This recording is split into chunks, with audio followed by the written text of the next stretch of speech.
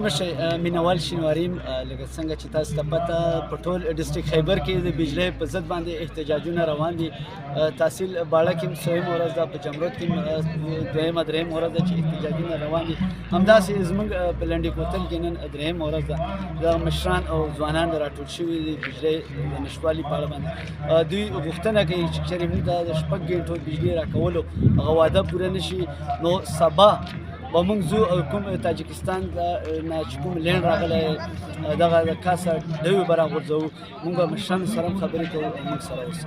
لکه څنګه تاسو وینئ چې د بجلی په باره کې موږ ته درېیمه ورځ ده چې دا احتجاج جاري دی، او انشاءالله دا به جاري وي چې تر کومه پورې موږ سره حکومت چې کومې وعدې کړي هغه یې نه پوره کړي. موږ سره چې کوم دغه سټامپ پیپر یې باقاعده لیکلي دي هغه موږ سره پراته دي، خو دو په خپله خبره باندې ټینګ نه شول، او که دو دا نه پس راغلل او کېناستل او صحیح طریقې سره یې موږ سره معاهده وکړه او صحیح هر څه یې راسره وکړل، نو انشاءالله چې دا احتجاج به موږ ختم کړو.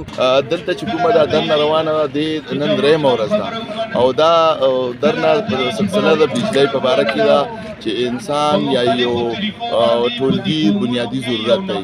نو دا دلته ګورنمنټ دا نوټیفیکیشن کړی چې صرف 2 غنټې په 40 غنټې کې به 2 غنټې بجلی دلته ورکول کېږي. نو په دې هغه وجه باندې دلته علاقې خلکو ته ډېر زیات تکلیف دی د بجلی له وجې.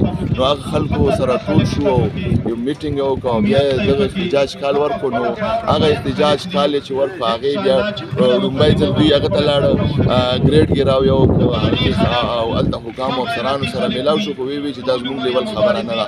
بیا هغه راغله او دلته چې کوم د حمزه بابا چوک دی نن درېیمه ورځ ده، ماښام له به درېیمه شپه وي او دا روانه ده دا کیسه. یو ځل نیم پکې مذاکرات وشو، خو چونکې هغه خلکو سره وخت اختیار نه و، نو هغو 4 غنټې موږ له کنفرمیشن راکړې چې یاره به دا به کنفرم وي، خو موږ چونکې اول خو دغه 4 غنټو باندې نه یو شور. دې نه علاوه موږ ورته چې دا کمه ده، موږ له کم از کم چې 25% شپه ورځ کې، نو مطلب دی چې 6 غنټې بجلي راکړی شي، نو په دې دا به موږ لپاره کافي.